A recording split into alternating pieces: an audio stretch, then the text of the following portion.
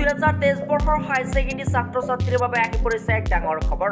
আজি ঘোষণা হ'ব হাই ছেকেণ্ডাৰী ফাইনেল পৰীক্ষাৰ ফলাফল। ছ'চিয়েল মিডিয়াত তোলপাৰ লগাইছে এটা খবৰে। সঁচাকৈ আজি ঘোষণা হ'ব শিক্ষামন্ত্ৰী ৰণোজ পেগু আৰু মুখ্যমন্ত্ৰী ডক্টৰ হিমন্ত বিশ্ব শৰ্মাই হাই ছেকেণ্ডাৰী ফলাফলক লৈ কি কৈছে সবিশেষ জানি লোৱা। ৱেবছাইটত ইতিমধ্যে প্ৰকাশ পাইছে মেট্ৰিকৰ ফলাফল।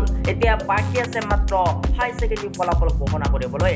হঠাৎ মেট্ৰিকৰ নিচিনাই ঘোষণা হ'ব হাই ছেকেণ্ডাৰী ফলাফল। তাৰ মাজতে ছাত্ৰ ছাত্ৰীসকল পৰি আছে বিভ্ৰান্তিত। কেতিয়া ঘোষণা হ'ব হাই ছেকেণ্ডাৰী ফলাফল? আজি দিনৰ 12 বজাত ঘোষণা হ'ব নেকি হাই ছেকেণ্ডাৰী ফাইনেল পৰীক্ষাৰ ফলাফল? গুগলত চাৰ্চ কৰিলে ওলাই যায় যে 25 মে 12 বজাত ঘোষণা হ'ব হাই ছেকেণ্ডাৰী ফাইনেল পৰীক্ষাৰ ফলাফল।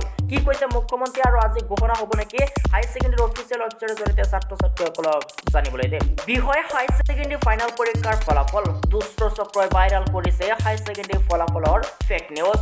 আজি ঘোষণা নহয় উচ্চতৰ মাধ্যমিকৰ পৰীক্ষাৰ ফলাফল। একাংশ দুষ্ট চক্ৰই চলাইছে অপপ্ৰচাৰ। টুইট যোগে ঘোষণা কৰিছে এইবাৰ শিক্ষামন্ত্ৰী ৰণোজ পেগুৰ।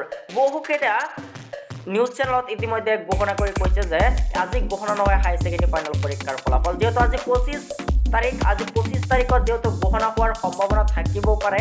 যিহেতু শিক্ষামন্ত্ৰী ৰণোজ পেগুৰ যিটো টুইট কৰিছে এই টুইটটো দুদিন আগত আছিল 22 মেত যিহেতু মেট্ৰিকৰ ফলাফল দিছিল। মেট্ৰিকৰ ফলাফলৰ লগতে হাই ছেকেণ্ডাৰী ফলাফল ঘোষণা হ'ব বুলি বহুতে ফেক নিউজ বজাইছিল। তাৰ পিছতে আৰম্ভ হৈছিল বিতৰ্ক। তাৰপিছত শিক্ষামন্ত্ৰী ৰণোজ পেগুৱে কৈছে যে যিটো নিউজ চলাইছে এইটো সম্পূৰ্ণৰূপে ভুল।